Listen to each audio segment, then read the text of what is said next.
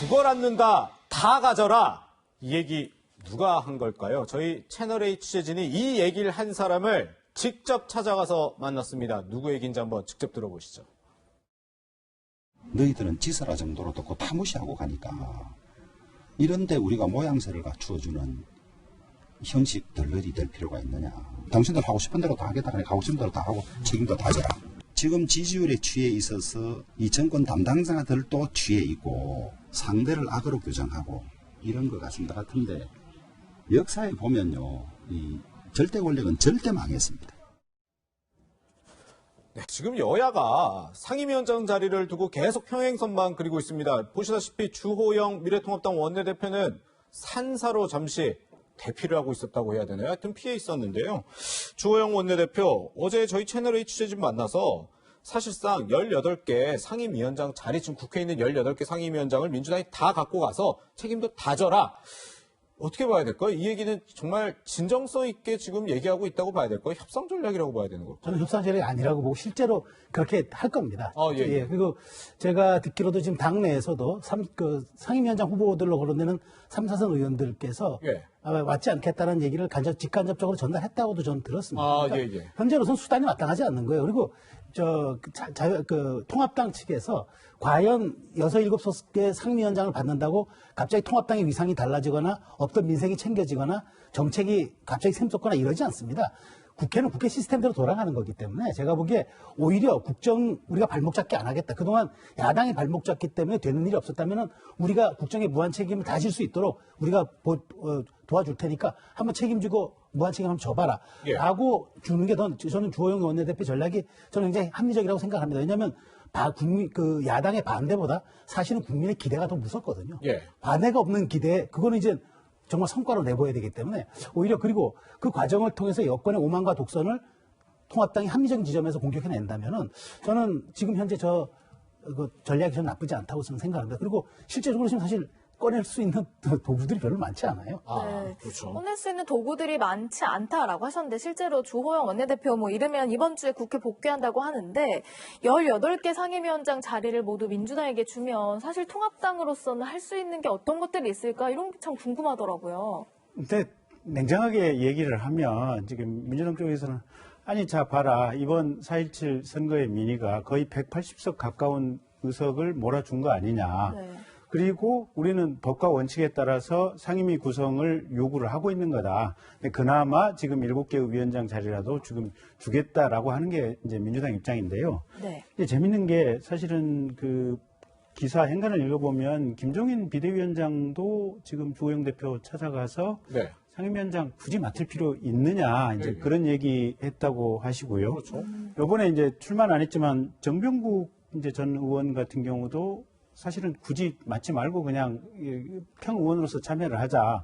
오늘 보니까 홍준표 물론 이제 미래통합당 소속은 아니기는 하지만 홍준표 의원도 자 그러면 차라리 이번 기회에 새로운 룰을 만들자 미국식으로 150 넘어가면 그냥 한 당이 150석 넘어가면 그냥 그 당이 모든 것을 가지고 국정을 책임지고 가도록 하자. 지금 그런 얘기들이 범야권 전체에서 여기저기서 지금 나오고 있는 상황이어서 저게 지금 뭐랄까 협상 전략의 일환으로 나오는 말이라고 보기는 어려운 것 같아요. 근데 이제 상황이 이렇게 되니까 민주당 입장에서 정작 굉장히 좀 골치가 아프고 곤혹스러워진 것 같아요. 오히려요? 네.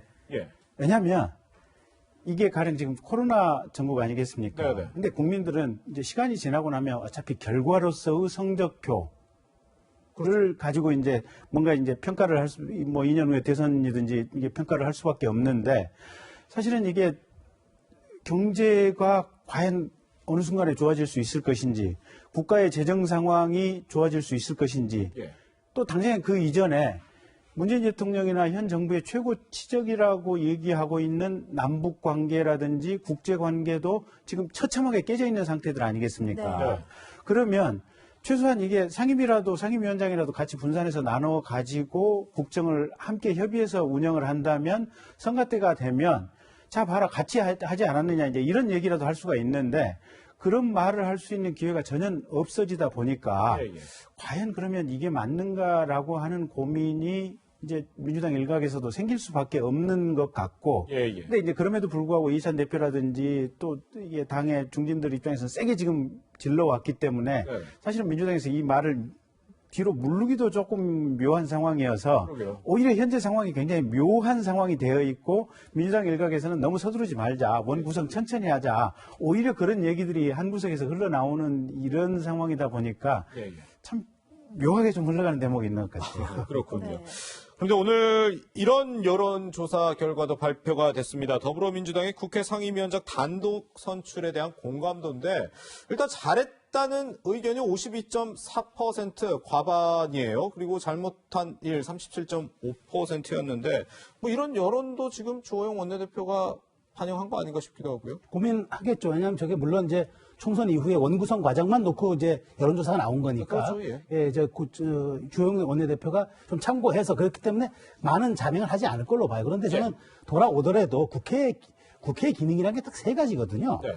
입법과 정부 견제 그리고 재정심사예요. 이건 국회 헌정기념관에 나와 있는 그 국회 세 가지 아주 그 기본적인 사항입니다. 그런데 일하는 국회를 하려면은 이 본령에 부합해야 돼요. 예. 이 세 가지가 아닌 다른 거라면은 국회가 일하는 국회가 오히려 아닐 수도 있다는 거죠. 예. 저는 주호영 대표가 이 지점을 잘 파고들 거라고 봐요. 그래서 제가 보기에 야당이 또 이렇게 일하는 국회를 만들지 않고 공전시켰다는 비난을 밖에 않기 위해서는 이번 주에 올 거라고 생각이 되는데 앞으로 이런 이제 정말 국회 본령이 무엇인가에 대한 어떤 그 정확한 자기 전략을 두고 앞으로 주호영 원내대표가 원내 전략을 풀어갈 것 같다는 생각이 듭니다. 예. 근데 주 대표께서요, 사실은 정말 딱 하나 이 순간에 잘못하고 계신 거는 국회에 계셔야 돼요. 네. 예. 아니면 미래통합당에서 사표를 받고 예. 새 후임 원내대표를 빨리 선출을 하든지, 이건 뭐냐면 본인은 사의를 표명을 했고 나는 이제 원내대표 안 한다, 아니다라고 얘기를 하는데 김종인 비대위원장부터 시작을 해갖고 미래통합당의 모든 의원이나 구성원들이 여전히 지금 원내대표라고 생각을 하고 사실상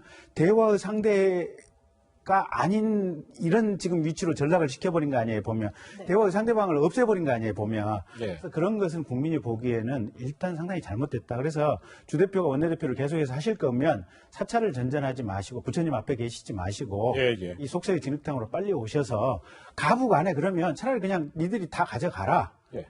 상임위원장 18개 다 가져가고 그냥 우리는 그냥 평의원으로 참석을 할게. 예. 그렇게 얘기를 하고 신속하게 그냥 협상을 마무리 짓고 원 구성을 하시든지, 이게 밖으로 외곽으로만 돌고 있는 것은 제가 볼 때는 굉장히 좋지 않은 모습인 것 같습니다. 네, 여야 셈법이 이렇게 복잡한 가운데 속이 타고 있는 주체는 또 민주당이겠죠. 민주당의 생각은 어떨까요? 오늘 목소리가 준비되어 있습니다.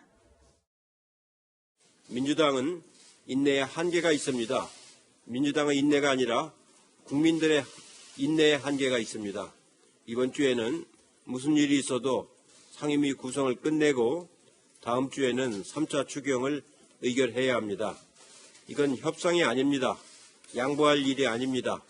의회 민주주의 원칙에 대한 성찰에서 비롯된 것인지 아니면 여당 압박용 내지르기인지 정확하게 아직 알 수 없습니다. 어떤 경우든지 더불어민주당은 이제는 진지한 고민을 해야 될 때가 됐다고 생각합니다.